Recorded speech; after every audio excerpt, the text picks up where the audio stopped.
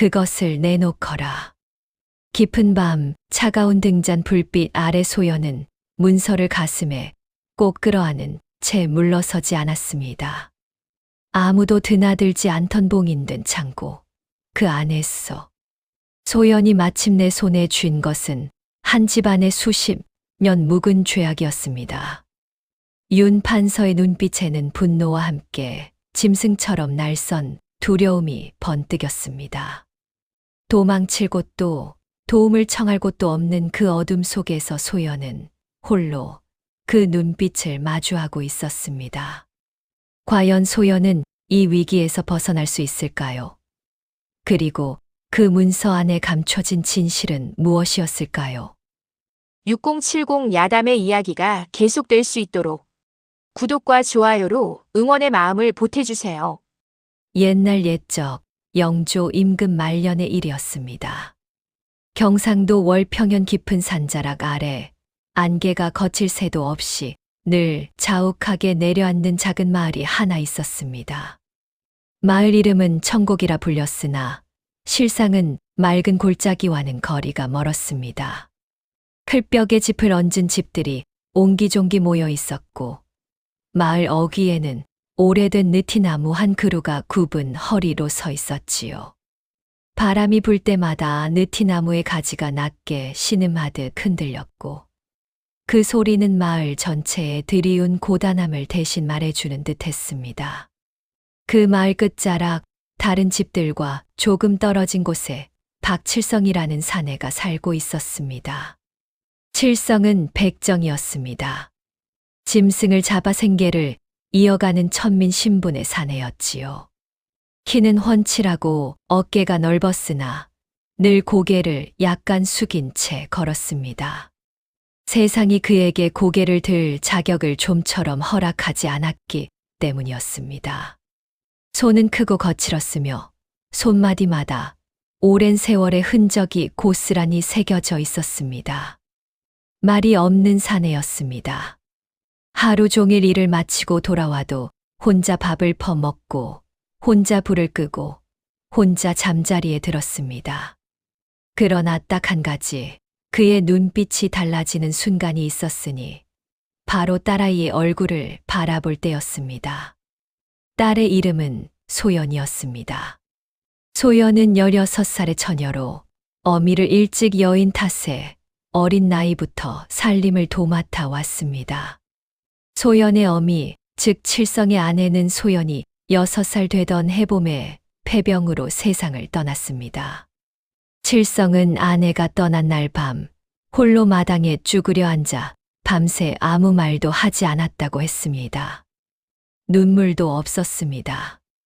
다만 새벽 딸기 울 무렵 그는 조용히 일어나 딸아이의 이불을 여며 주었을 뿐이었습니다. 그 이후로 10해가 넘는 세월이 흘렀습니다. 칠성은 혼자서 딸을 키웠고 딸은 아버지 곁에서 자랐습니다. 마을 서당 훈장은 처음에는 백정의 자식을 들이기를 꺼렸으나 소연이 글자를 눈으로 한 번 보고 바로 외우는 것을 보고 혀를 내두르며 결국 가르치기 시작했습니다. 소연은 그를 깨우쳤고 샘도 밝았으며 무엇보다 눈빛이 또렷했습니다. 어떤 이는 그 눈빛이 양반과 교수보다 낫다고 수군거리기도 했습니다. 그러나 수군거림은 칭찬으로 끝나는 법이 없었습니다. 마을 안악들은 우물가에서 만날 때마다 소연을 위아래로 훑어보았고 등 뒤로 돌아서면 입들을 가리며 소곤거렸습니다. 백정의 딸이 그를 배워 무얼 하겠다는 게야. 분수를 알아야지, 분수를. 그 말들이 바람결에 섞여 칠성의 귀에도 들려올 때가 있었습니다. 칠성은 그럴 때마다 입술을 꽉 깨물었습니다. 가슴 속에서 뜨겁고 쓴 무언가가 치밀어 오르다가 이내 조용히 가라앉았습니다. 그는 그것을 사귀는데 이미 오랜 세월 익숙해져 있었습니다. 칠성의 내면 깊은 곳에는 한 가지 굳건한 생각이 자리 잡고 있었습니다. 나는 천하다. 세상이 그렇게 정해놓았고 나는 그 안에서 살아왔다. 그러나 소연은 다르다. 소연만큼은 사람답게 살게 해야 한다. 그것이 칠성이 고단한 하루하루를 버텨내는 유일한 이유였습니다. 그러던 어느 가을날 저녁이었습니다. 해가 산 너머로 넘어가고 붉은 노을이 마을을 물들이던 무렵 중매꾼 하나가 칠성의 집 앞에 나타났습니다. 한양의 윤 판서 댁에서 며느리감을 구한다는 것이었습니다. 그것도 다름 아닌 소연을 보고 싶다는 말이었습니다. 칠성은 그 말을 듣고 잠시 굳은 표정으로 중매꾼을 바라보았습니다. 가슴 속에 기쁨과 불안이 동시에 밀려왔습니다. 기쁨은 딸이 좋은 곳으로 갈 수 있다는 생각에서 왔고, 불안은 알 수 없는 무언가가 이 일 뒤에 숨어 있다는 느낌에서 왔습니다. 칠성은 그날 밤 오래도록 잠을 이루지 못했습니다. 중매꾼이 다녀간 뒤로도 며칠간 칠성의 집은 겉으로 보기에 아무것도 달라지지 않았습니다. 아침이면 소연이 먼저 일어나 아궁이에 불을 지폈습니다. 마른 솔가지가 타닥타닥 소리를 내며 불길을 올리면 이내 구수한 밥 냄새가 작은 방 안으로 스며들었습니다.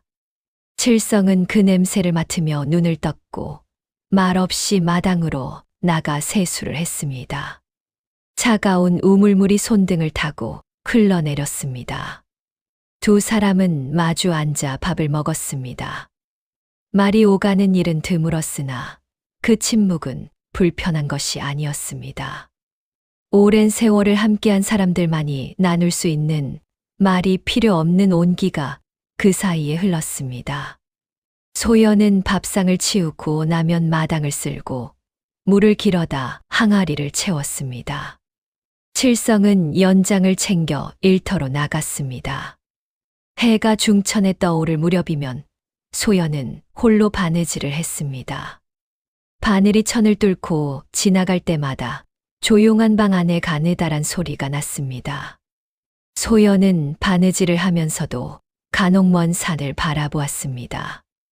무슨 생각을 하는지 표정에서는 좀처럼 읽을 수가 없었습니다. 그저 눈빛만이 조용하고 깊었습니다. 저녁이면 칠성이 돌아왔고 두 사람은 다시 나란히 앉아 밥을 먹었습니다. 그것이 전부였습니다.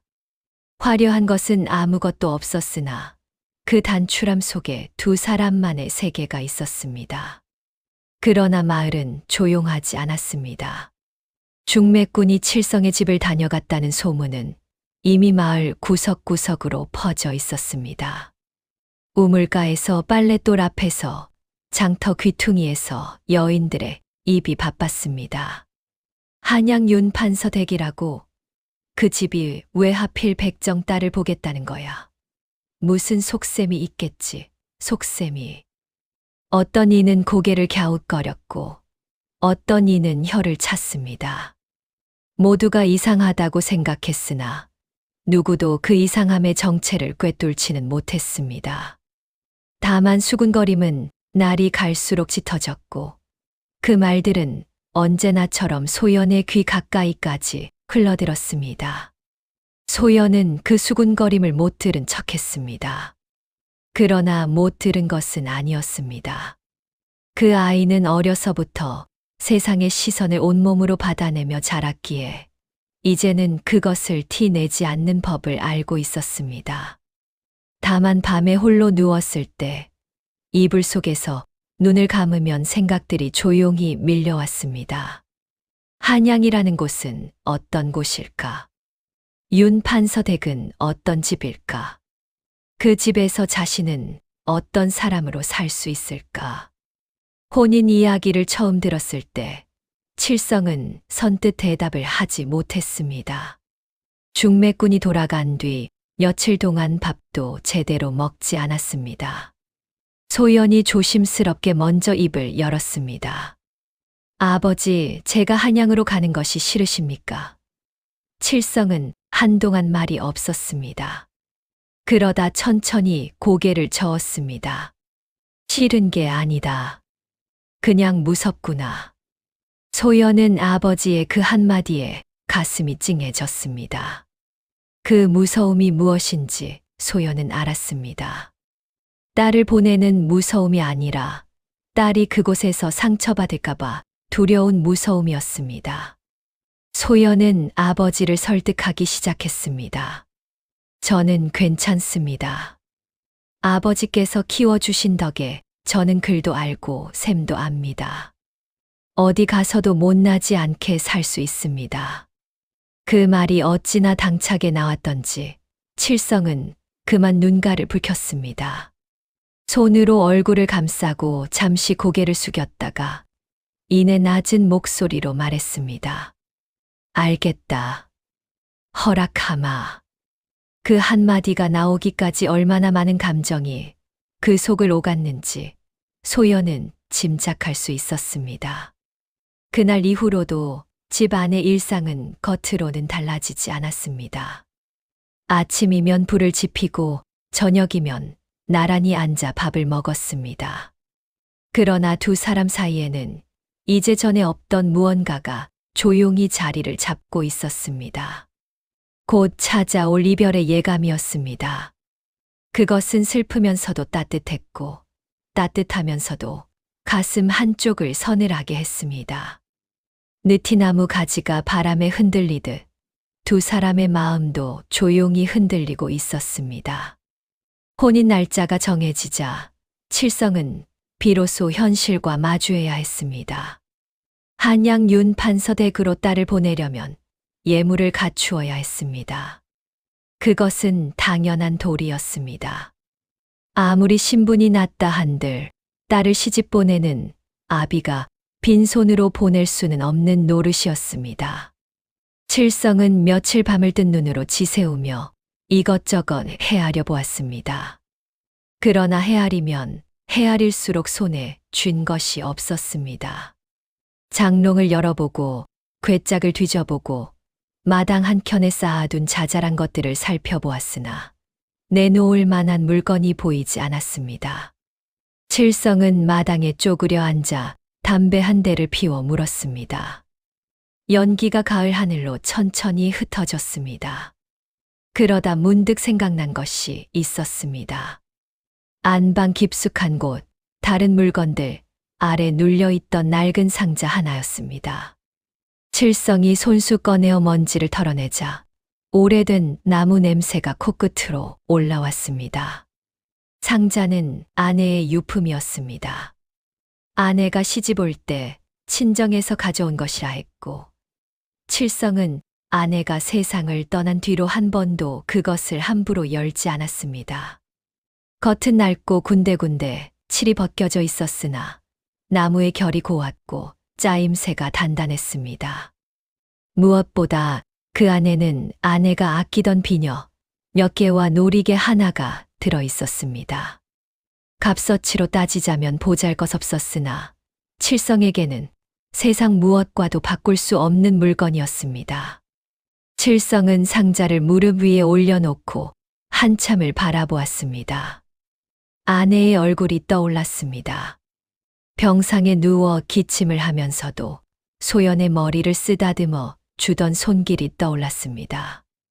눈시울이 뜨거워졌으나 칠성은 이내 소매로 눈가를 닦고 자리에서 일어났습니다. 결심이 선 사람의 눈빛이었습니다. 다음 날부터 칠성은 상자를 손보기 시작했습니다. 칠성은 젊은 시절 잠시 목수 일을 배운 적이 있었습니다. 백정일만으로는 입에 풀칠이 어렵던 시절 마을 목수 영감 밑에서 몇 해를 따라다니며 나무를 다루는 법을 익혔습니다. 그 솜씨가 이제 쓸모를 찾았습니다. 칠성은 상자의 겉면을 곱게 사포질하고 갈라진 틈을 메우고 경첩을 다시 조여 단단하게 고정했습니다. 뚜껑이 반듯하게 열리고 닫히도록 여러 번 맞추고 또 맞추었습니다. 손이 거칠어 나무를 다루는 것이 쉽지 않았으나 칠성은 서두르지 않았습니다. 그리고 사흘째 되던 날 밤이었습니다. 칠성은 호롱불을 가까이 당겨놓고 상자의 바닥을 조심스럽게 살폈습니다. 그러더니 연장 하나를 꺼내어 바닥판을 아주 조금씩 소리가 나지 않도록 천천히 들어 올렸습니다. 나무와 나무 사이의 간격을 정교하게 벌려 이중 바닥을 만들어 낸 것이었습니다. 겉에서 보아서는 도무지 알 수 없는 숨겨진 공간이었습니다. 칠성은 그 안을 손으로 한번 쓸어보고는 오래된 열쇠 하나와 낡은 문서 조각 몇 장을 조심스럽게 집어넣었습니다. 열쇠는 이미 녹이 슬어 있었고 문서는 가장자리가 바스러질 듯 낡아 있었습니다. 칠성은 이중 바닥을 다시 맞추어 닫았습니다. 손으로 두드려 보아도 속이 비어 있다는 것을 느낄 수 없었습니다. 칠성이 무엇을 숨겼는지, 왜 숨겼는지는 그날 밤 아무도 몰랐습니다. 칠성 자신도 그것이 어떤 결과를 불러올지는 알지 못했습니다. 다만 그것이 딸에게 줄 수 있는 자신의 마지막 무언가라는 것만은 알고 있었습니다. 이튿날 아침, 칠성은 완성된 상자를 소연 앞에 내놓았습니다. 상자 위에는 아내의 낡은 비녀와 놀이개가 가지런히 담겨 있었습니다. 소연이 상자를 받아들며 아버지를 올려다보았습니다. 칠성은 낮고 단단한 목소리로 말했습니다. 이것을 가져가거라.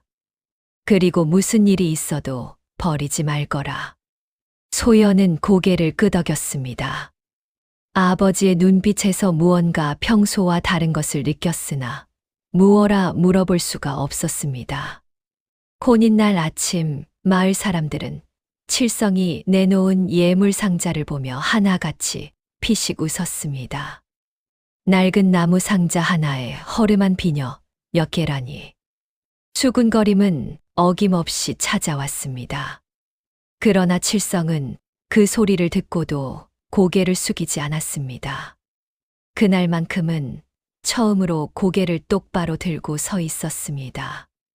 한양으로 가는 길은 멀고도 낯설었습니다. 소연은 가마 안에 앉아 창밖으로 흘러가는 풍경을 바라보았습니다. 경상도의 산길을 벗어나 큰 길로 접어들수록 사람의 수가 늘어났고 집들의 모양새도 달라졌습니다. 기와가 얹힌 지붕들이 하나둘 눈에 들어오기 시작했고 저작거리의 소음이 가마 안까지 밀려들었습니다. 소연은 두 손을 무릎 위에 가지런히 모으고 앉아 있었습니다. 가슴 속에서는 이름 모를 떨림이 끊이지 않았으나 표정만큼은 흔들림 없이 고요했습니다.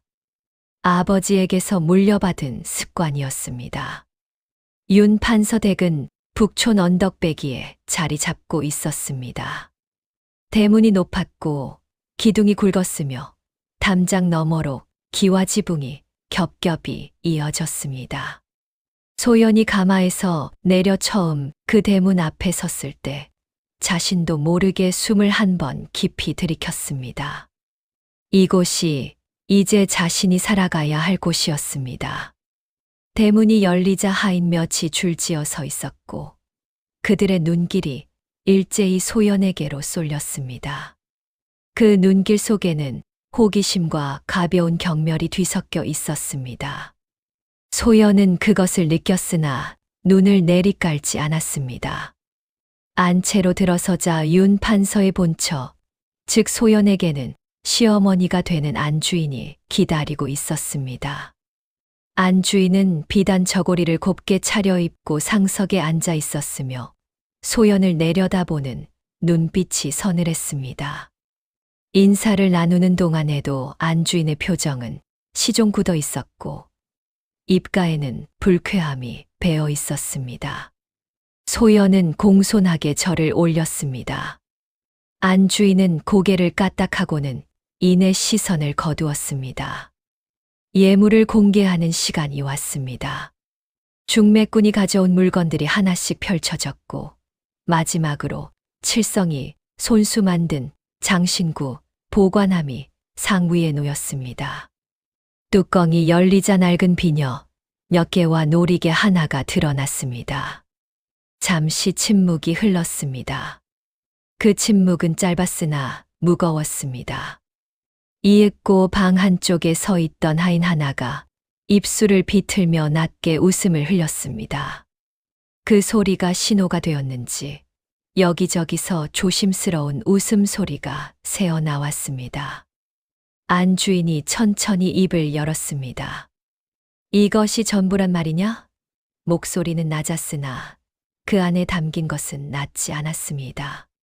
소연은 고개를 들지 않은 채 조용히 대답했습니다. 예, 마님. 아버지께서 정성을 다해 마련하신 것이옵니다. 안 주인은 코웃음을 쳤습니다. 정성이라. 백정의 정성이라는 것이 이 모양이로구나. 그 한마디가 방 안 공기를 바꾸어 놓았습니다. 하인들의 웃음소리가 조금 더 또렷해졌고 누군가는 고개를 돌려 딴청을 피웠습니다. 소연은 그 순간 무언가가 가슴속 깊은 곳에서 조여드는 것을 느꼈습니다. 그러나 눈물은 나오지 않았습니다. 눈물이 나올 자리에 단단한 무언가가 대신 자리를 잡았습니다. 소연은 입술을 꾹 다물었습니다. 이때 윤 판서가 등장했습니다. 60에 가까운 나이였으나 몸집이 크고 눈빛이 날카로운 사내였습니다. 판서는 예물 상자를 한눈에 훑어보더니 불쾌한 기색을 감추지 않았습니다. 이런 것을 예물이라 들고 왔단 말이냐.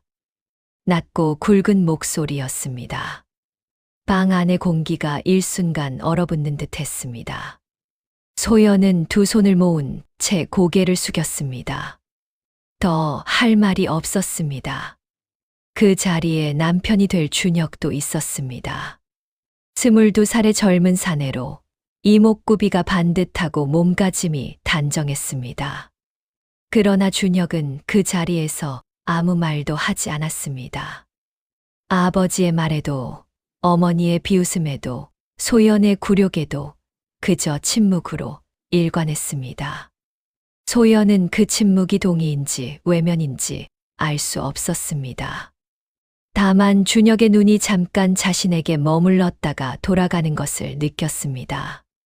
그 눈빛 안에 무엇이 담겨 있었는지는 그때의 소연으로서는 읽어낼 수 없었습니다. 행사가 끝나고 소연에게 주어진 방은 행랑채 끝 작은 방이었습니다. 소연은 짐을 들여놓고 문을 닫았습니다.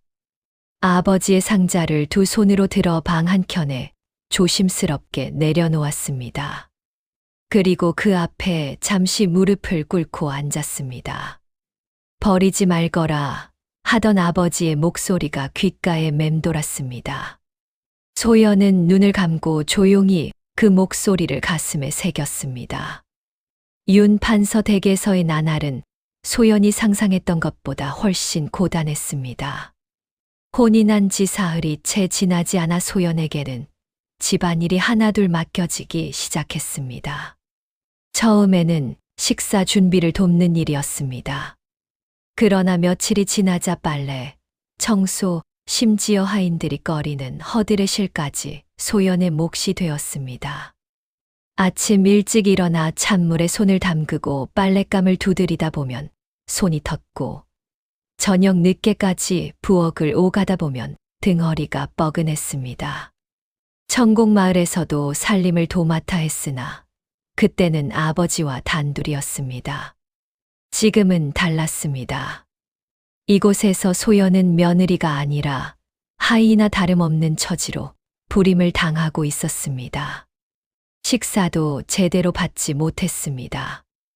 안채 식구들이 밥상을 받고 난 뒤에야 소연에게 남은 것이 돌아왔습니다. 그마저도 반찬이 변변치 않을 때가 많았습니다. 소연은 군말 없이 받아 먹었습니다. 배고픔을 티내는 것이 스스로를 더 작아지게 만든다는 것을 알고 있었습니다. 그러나 소연은 눈을 감지 않았습니다. 고단한 하루를 보내면서도 집 안 곳곳을 조용히 살폈습니다.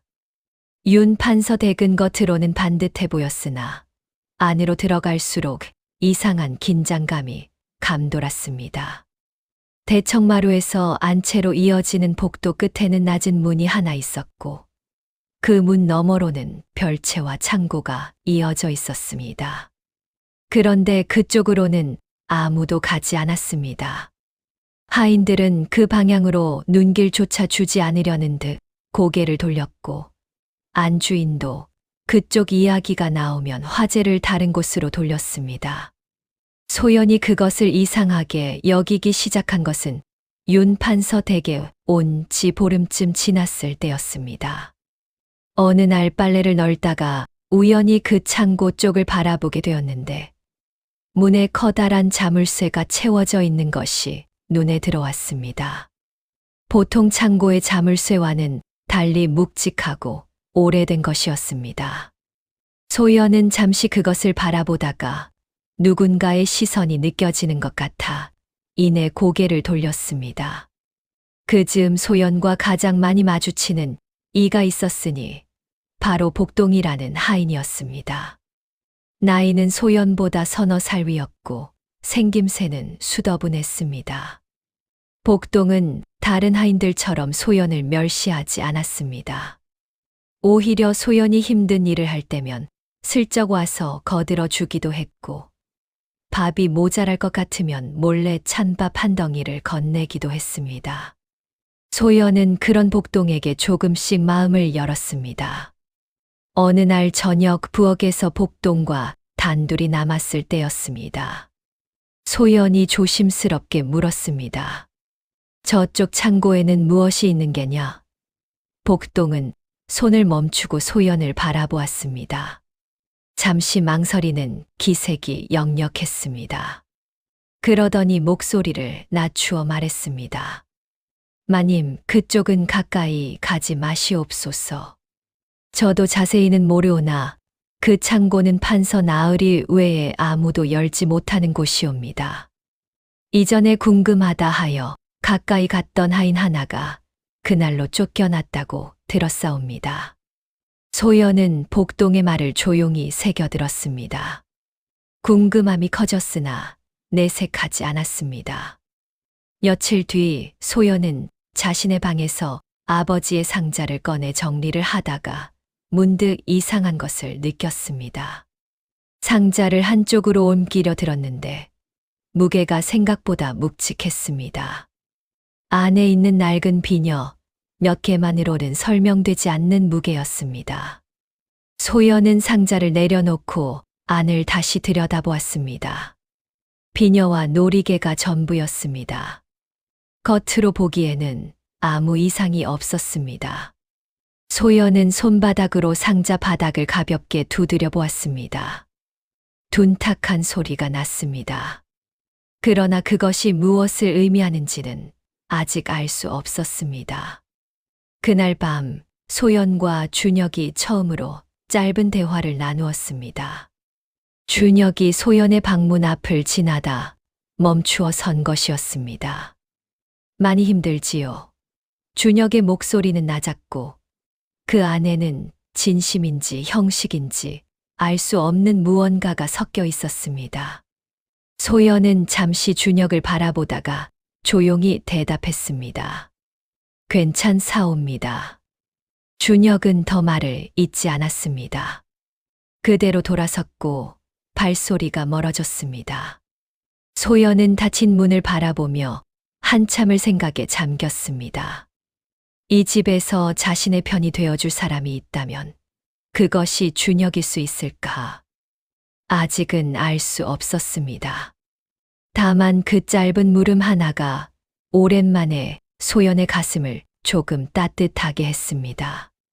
그날은 바람이 유난히 거셌습니다.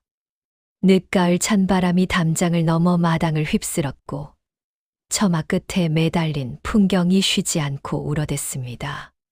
소연은 이른 아침부터 안채 대청마루를 닦고 부엌에서 아침 준비를 거둔 뒤 자신의 방으로 돌아와 잠시 숨을 돌리고 있었습니다. 방 안에는 찬 기운이 돌았습니다. 소연은 손을 호호 불며 몸을 웅크렸습니다. 그때였습니다. 방문이 거센 바람에 획 열리면서 문풍지가 바닥이며 뒤집혔습니다. 그 바람에 방 한켠에 놓여있던 아버지의 상자가 선반에서 미끄러졌습니다. 소연이 손을 뻗었으나 미처 잡지 못했고 상자는 그대로 방바닥에 떨어졌습니다. 둔탁하고 무거운 소리가 났습니다. 단순히 나무 상자 하나가 떨어지는 소리가 아니었습니다. 소리 안에 무언가 다른 것이 섞여 있었습니다. 속이 꽉 찬 것과는 다른 묘하게 울리는 소리였습니다. 소연은 상자를 얼른 집어 들었습니다. 겉으로 보기에 망가진 곳은 없었습니다. 뚜껑을 열어보니 비녀와 놀이개도 제자리에 있었습니다. 그런데 소연은 손을 멈추었습니다. 상자를 들고 있는 손에 느껴지는 무게가 이상했습니다. 안에 든 것이 비녀 몇 개뿐이라면 이렇게 묵직할 수가 없었습니다. 소연은 상자를 무릎 위에 올려놓고 찬찬히 살피기 시작했습니다. 먼저 안쪽 바닥을 손으로 쓸어보았습니다. 매끄러웠습니다. 그러나 한쪽 귀퉁이 가까이에서 손끝이 잠깐 걸리는 것이 느껴졌습니다. 소연은 그 부분을 다시 짚어보았습니다. 나무의 결이 아주 조금, 눈을 가까이 대지 않으면 알아채기 어려울 만큼 미세하게 어긋나 있었습니다. 소연의 심장이 조금 빠르게 뛰기 시작했습니다. 손가락으로 그 부분을 눌러보았습니다. 아무 반응이 없었습니다. 옆을 눌러보았습니다. 역시 마찬가지였습니다. 소연은 잠시 생각하다가 이번에는 귀퉁이를 살짝 들어 올려 보았습니다. 처음에는 꿈쩍도 하지 않았습니다. 그러나 각도를 달리하여 힘을 주자 나직한 소리와 함께 바닥판이 조금 들렸습니다. 소연은 숨을 멈추었습니다. 바닥판을 천천히 들어 올리자 그 아래에 숨겨진 공간이 모습을 드러냈습니다. 깊이는 손가락 2마디 남짓한 얕은 공간이었습니다. 그러나 그 안에는 분명 무언가가 들어 있었습니다. 소연은 떨리는 손으로 안을 들여다보았습니다. 녹이 쓴 열쇠 하나와 낡은 종이 몇 장이 가지런히 놓여 있었습니다. 열쇠는 손가락 2마디 길이의 작은 것이었으나 쇠의 형태가 범상치 않았습니다. 장식이 없는 단순한 것이었으나 어딘가 오래되고 묵직한 기운이 느껴졌습니다.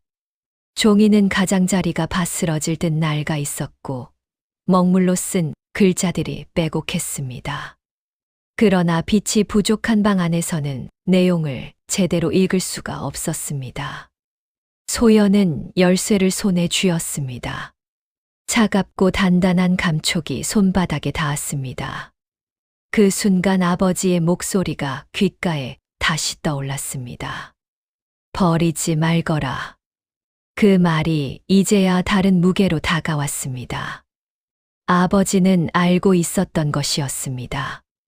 이것이 그냥 낡은 물건이 아니라는 것을. 마침 그때 복동이 방문 앞을 지나다 소연의 방 안을 들여다보았습니다. 소연이 손짓으로 불렀습니다. 복동이 조심스럽게 안으로 들어와 상황을 살피더니 눈이 둥그레졌습니다. 마님, 이것이 어디서 나온 것이옵니까? 소연이 낮은 목소리로 대답했습니다. 아버지가 주신 상자 안에 있었느니라. 이중 바닥을 만들어 숨겨두신 것이다. 복동은 열쇠를 바라보며 한동안 말이 없었습니다. 그러다 종이를 살짝 펼쳐보더니 목소리가 더욱 낮아졌습니다. 마님, 이것은 그냥 종이가 아닌 것 같사옵니다. 글씨가 관아 문서와 비슷한 형식이옵니다. 소연은 복동의 말을 듣고 종이를 다시 들여다보았습니다. 흐릿하게 남아 날짜와 이름, 그리고 재산 목록처럼 보이는 것들이 눈에 들어왔습니다. 두 사람은 마주 보았습니다. 말은 없었으나 서로의 눈빛 속에 같은 생각이 담겨 있었습니다. 이것은 단순한 물건이 아니었습니다. 아버지 칠성이 목숨을 걸 만한 무언가를 이 안에 숨겨두었던 것이었습니다. 소연은 열쇠와 문서를 다시 이중 바닥 안에 조심스럽게 넣고 바닥판을 닫았습니다. 손이 미세하게 떨렸으나 눈빛은 흔들리지 않았습니다. 열쇠를 손에 넣은 날부터 소연의 하루는 달라졌습니다. 겉으로는 여전히 고개를 숙이고 집안일을 했습니다. 아침이면 부엌으로 향했고, 낮이면 빨래를 했으며, 저녁이면 안채 마님의 잔소리를 들었습니다. 그러나 그 모든 움직임 사이사이에 소연의 눈은 쉬지 않고 저택 안을 살피고 있었습니다. 특히 그 열쇠가 어느 자물쇠에 맞는 것인지를 찾는 일이 소연의 머릿속을 온종일 차지했습니다. 저택 안에는 자물쇠가 달린 문이 여럿 있었습니다.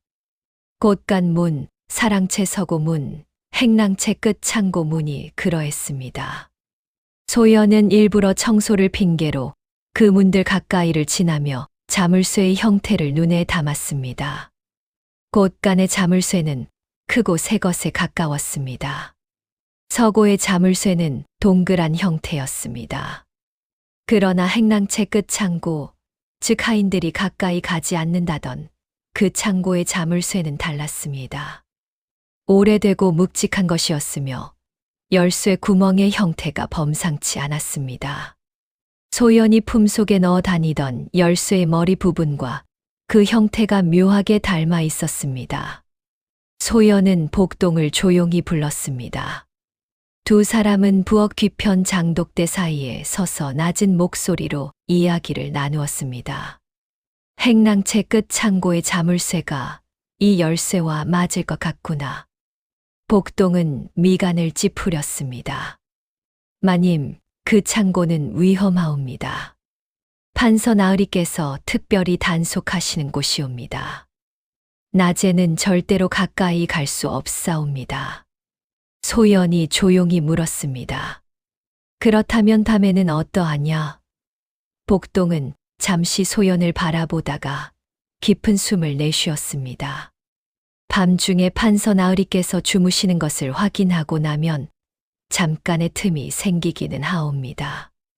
그러나 만일 들키면 마님과 저 모두 이 집에서 쫓겨나는 것으로 끝나지 않을 수도 있사옵니다. 소연은 고개를 끄덕였습니다. 그 위험을 모르는 것이 아니었습니다. 그러나 아버지가 목숨처럼 숨겨둔 것을 이대로 덮어둘 수는 없었습니다. 이틀 뒤 밤이었습니다. 달이 구름 뒤로 숨어 저택 안이 어둠에 잠긴 밤이었습니다. 복동이 소연의 방문을 가볍게 두드렸습니다. 두 사람은 소리를 죽이며 행랑채 쪽으로 움직였습니다. 발소리가 나지 않도록 발끝으로 걸었고 숨소리조차 낮추었습니다. 찬 밤 공기가 뺨을 스쳤습니다. 창고문 앞에 이르자 소연은 품에서 열쇠를 꺼냈습니다. 손이 떨렸습니다. 자물쇠에 열쇠를 가져다 대었습니다. 형태가 맞았습니다. 열쇠를 조심스럽게 돌리기 시작했습니다. 바로 그 순간이었습니다. 저택 안쪽에서 발소리가 들려왔습니다. 묵직하고 느린 발소리였습니다. 복동이 소연의 소매를 잡아당겼습니다. 두 사람은 창고 옆 어둠 속으로 몸을 붙였습니다. 숨을 참았습니다. 발소리가 가까워졌다가 멀어졌습니다. 하인 하나가 야경을 도는 것이었습니다. 두 사람은 한동안 그 자리에서 꼼짝도 하지 못했습니다. 식은땀이 등줄기를 타고 흘렀습니다. 그 일이 있은 뒤로 윤 판서는 소연을 예사롭지 않은 눈으로 바라보기 시작했습니다. 무슨 낌새를 챈 것인지 아니면 단순한 의심인지는 알 수 없었습니다. 그러나 판서는 며느리에 대한 감시를 조용히 강화했습니다. 소연이 어느 방향으로 움직이는지, 누구와 이야기를 나누는지를 하인들로 하여금 살피게 하는 눈치였습니다. 소연은 그 시선을 등 뒤에서 느꼈습니다. 준혁도 변하고 있었습니다. 아버지의 눈치를 살피면서도 소연을 외면하지 못하는 기색이 역력했습니다. 어느 날 준혁이 소연에게 나지게 말했습니다. 부인, 조심하시오. 이 집 안에는 부인이 모르는 것들이 많소. 소연은 준혁의 눈을 똑바로 바라보았습니다. 도령께서는 알고 계신 것이옵니까? 준혁은 대답하지 않았습니다. 그 침묵이 대답이었습니다. 소연은 더 묻지 않았습니다. 결국 그날 밤의 시도는 실패로 끝났습니다. 창고 문은 열리지 않았고 진실은 여전히 어둠 속에 잠겨 있었습니다. 소연은 방으로 돌아와 아버지의 상자를 가슴에 안았습니다. 차가운 나무의 감촉이 손바닥에 닿았습니다. 아버지는 왜 이것을 숨겼을까? 그 열쇠는 무엇을 열기 위한 것일까? 알 수 없는 것들이 밤새 소연의 마음속을 맴돌았습니다. 그러나 포기할 수는 없었습니다. 아버지의 손이 그 이중 바닥을 만들던 밤을 생각하면 결코 포기할 수 없었습니다.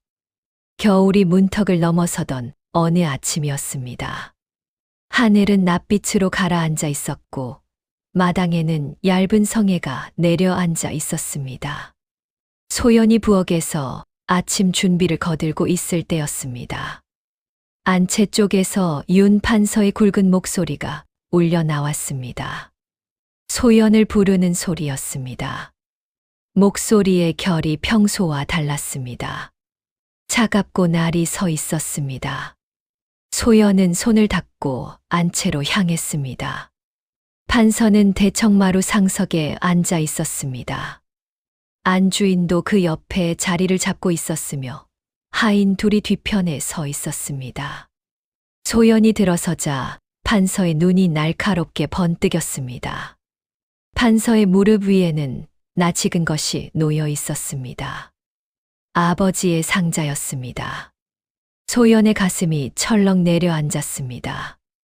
언제 방에 들어와 가져간 것인지 알 수 없었습니다.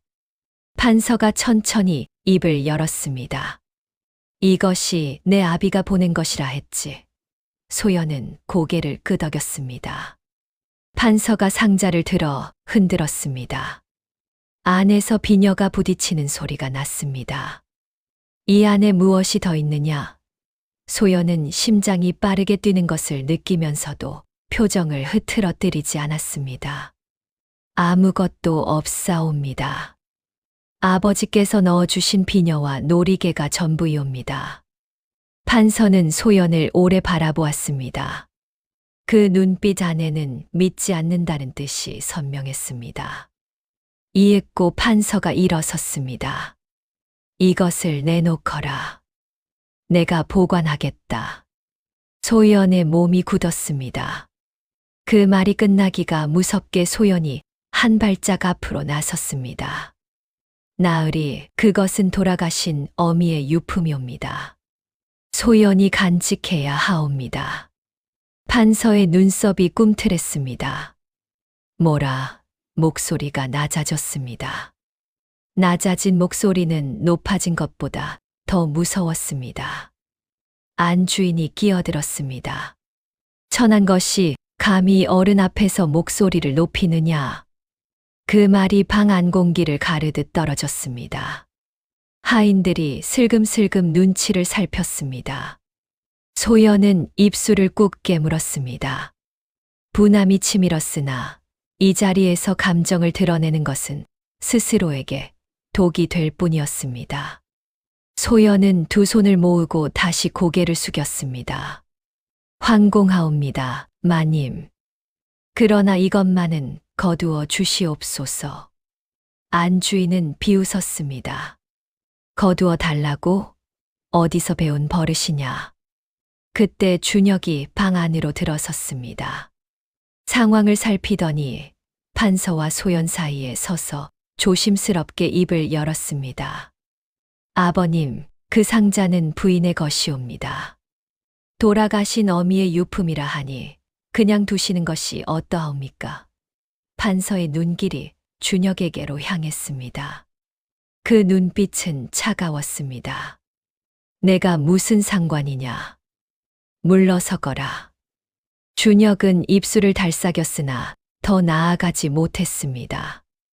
아버지 앞에서의 준혁은 언제나 그 이상을 넘지 못했습니다. 소연은 그 모습을 보며 가슴 한켠이 서늘해졌습니다. 판서는 상자를 하인에게 건네며 자신의 사랑채로 옮기라 명했습니다. 소연이 다시 한번 막아서려 했으나 하인의 어깨가 소연을 밀어냈습니다. 상자가 소연의 손에서 멀어졌습니다. 발소리가 멀어지는 것을 들으며 소연은 그 자리에 서 있었습니다. 방 안에 혼자 남겨졌습니다. 그날 오후 복동이 몰래 소연을 찾아왔습니다. 목소리가 더욱 낮았습니다. 마님, 상자가 사랑채 안에 들어갔사옵니다. 판서 나으리께서 직접 열어보실 것이옵니다. 이중 바닥을 발견하시면 큰일이옵니다. 소연은 눈을 감았습니다.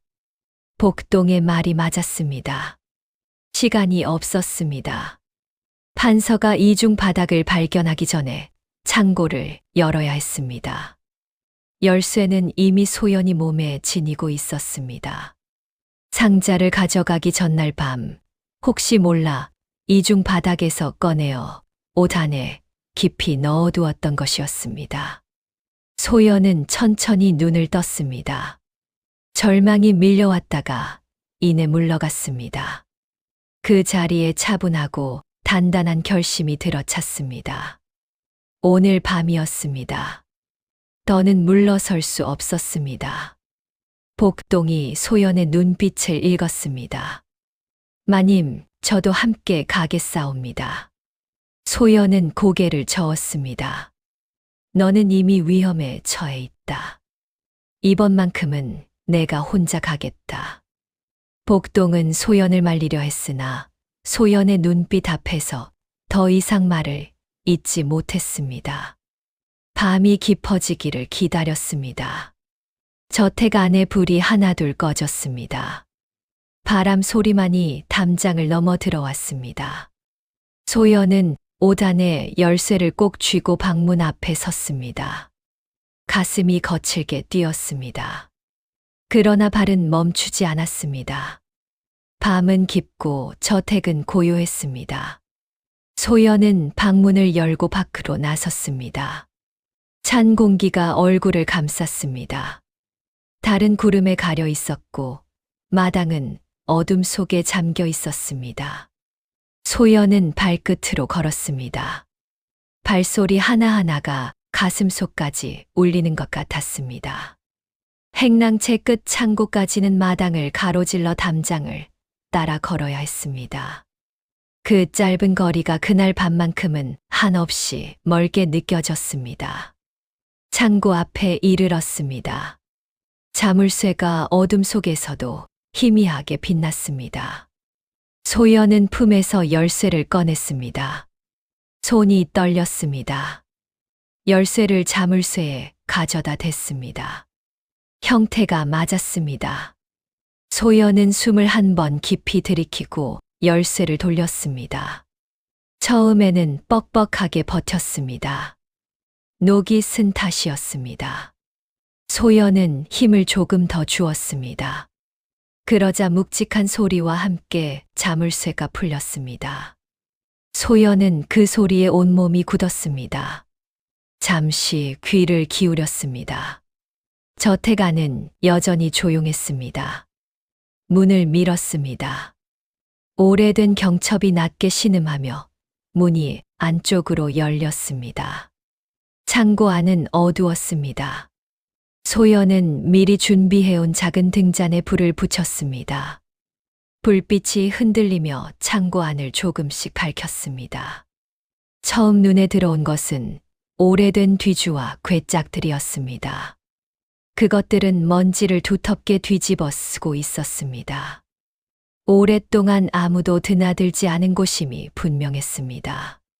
소연은 등잔을 들고 안쪽으로 천천히 나아갔습니다. 괴짝들 뒤편에 작은 문갑 하나가 있었습니다. 다른 것들과 달리 먼지가 덜 쌓여 있었습니다. 누군가가 가끔 손을 댄 흔적이었습니다. 소연은 문갑 앞에 무릎을 꿇고 앉았습니다. 서랍을 열었습니다. 안에는 두꺼운 종이 묶음이 들어 있었습니다. 소연은 떨리는 손으로 묶음을 꺼내어 펼쳤습니다. 등잔 불빛 아래 글자들이 드러났습니다. 처음에는 읽히는 것이 많지 않았습니다. 한자가 빽빽하게 적혀 있었고 문서 형식이 복잡했습니다. 그러나 소연은 글을 아는 아이였습니다. 찬찬히 읽어 내려갔습니다. 날짜가 보였습니다. 영조 20년이라 적혀 있었습니다. 그리고 이름들이 보였습니다. 윤가라는 이름과 함께 적힌 땅 문서, 재산 목록, 그리고 낯선 이름 하나가 반복적으로 등장했습니다. 박가라는 이름이었습니다. 소연의 눈이 멈추었습니다. 박가. 그것은 아버지의 성이었습니다. 소연은 더 집중하여 읽었습니다. 문서의 내용은 충격적이었습니다. 수십 년 전 윤가의 선대가 박가 집안의 땅과 재산을 빼앗은 기록이 고스란히 담겨 있었습니다. 그것도 정당한 거래가 아니었습니다. 박가 집안이 억울한 죄를 뒤집어 쓰도록 모함하여 관아에 고발하고 그 혼란을 틈타 재산을 강제로 빼앗은 것이었습니다. 그리고 그 과정에서 박가 집안의 신분을 조작한 정황까지 기록되어 있었습니다. 원래 박가는 백정이 아니었습니다. 떳떳한 양인이었습니다. 윤가가 신분 문서를 위조하여 박가를 천민으로 만들어 버린 것이었습니다.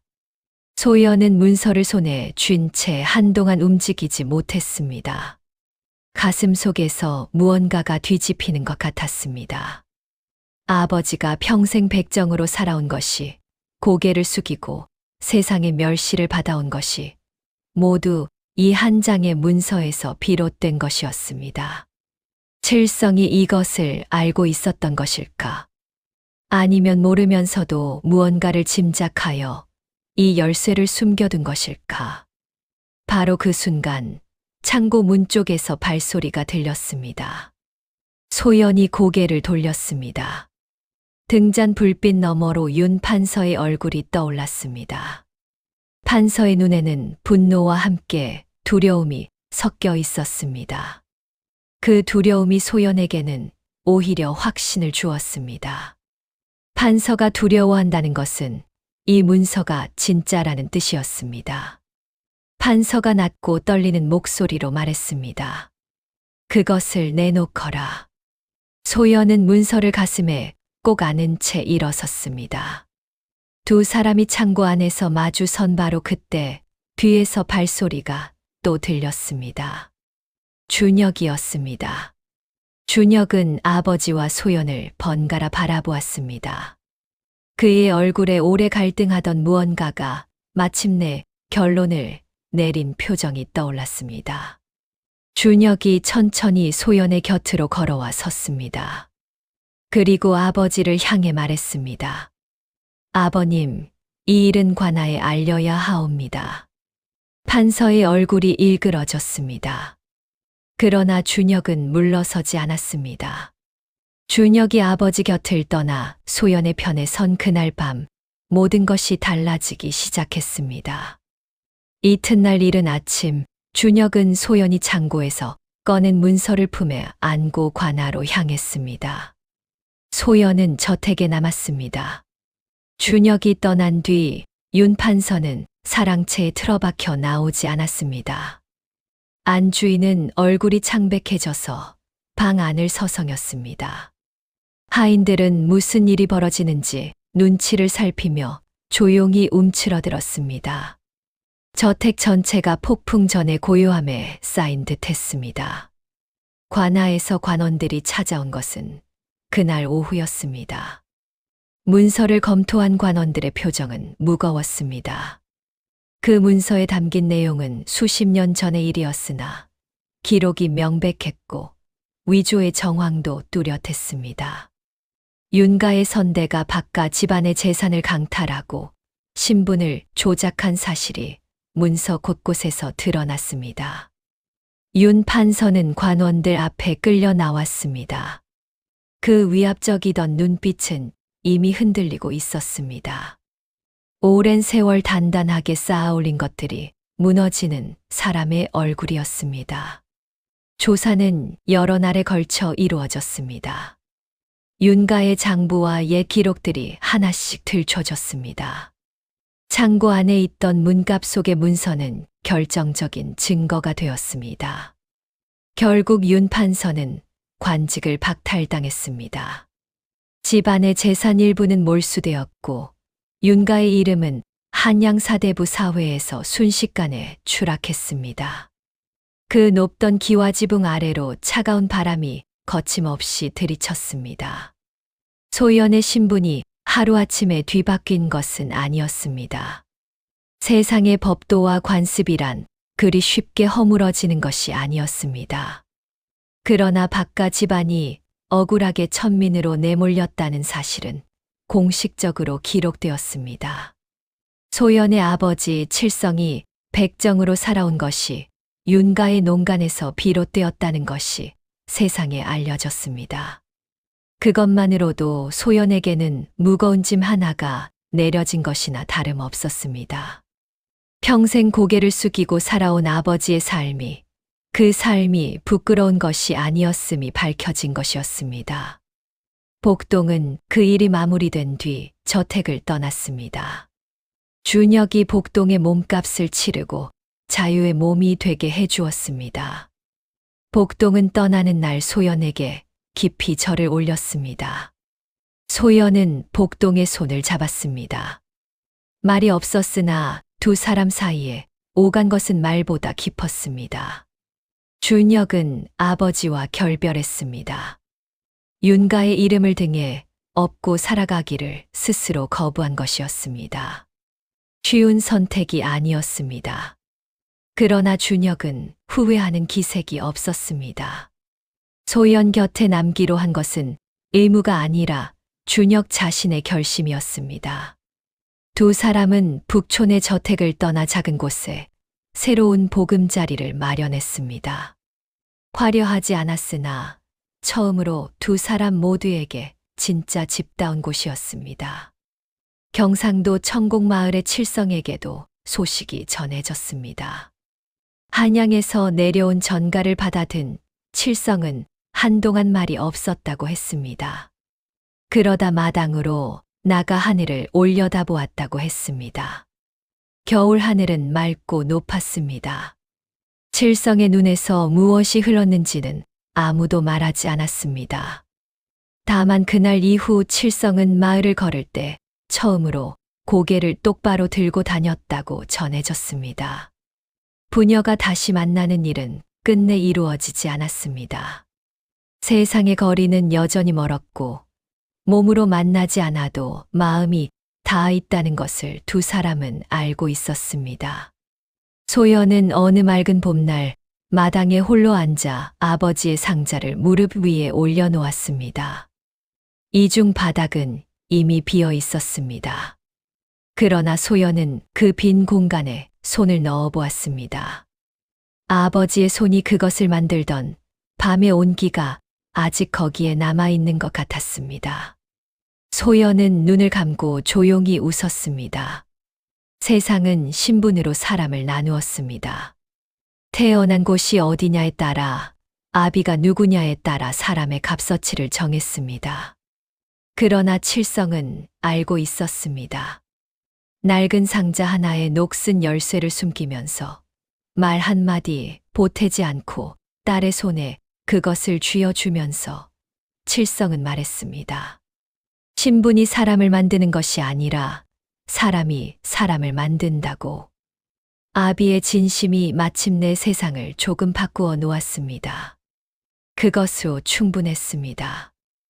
다음 영상을 빠르게 만나보시려면 좋아요와 구독을 눌러주세요. 그럼 더 재미있는 영상으로 찾아뵙겠습니다. 모두 행복한 하루 보내세요. 명심보감에 이르기를 몸이 천하여도 뜻이 귀하면 귀한 것이요 몸이 귀하여도 뜻이 천하면 천한 것이라 하였습니다. 백정칠성은 평생 고개를 숙이고 살았으나 딸을 위해 낡은 상자에 진실을 숨겨 전한 그 마음은 어느 대감의 것보다 귀하고 높았습니다. 신부는 세상이 정한 것이었으나 사람의 값어치는 세상이 정할 수 없었습니다. 소연이 끝내 진실을 밝힐 수 있었던 것은 권세나 재물 때문이 아니었습니다. 아비의 사랑과 그 사랑을 믿은 딸의 용기 때문이었습니다.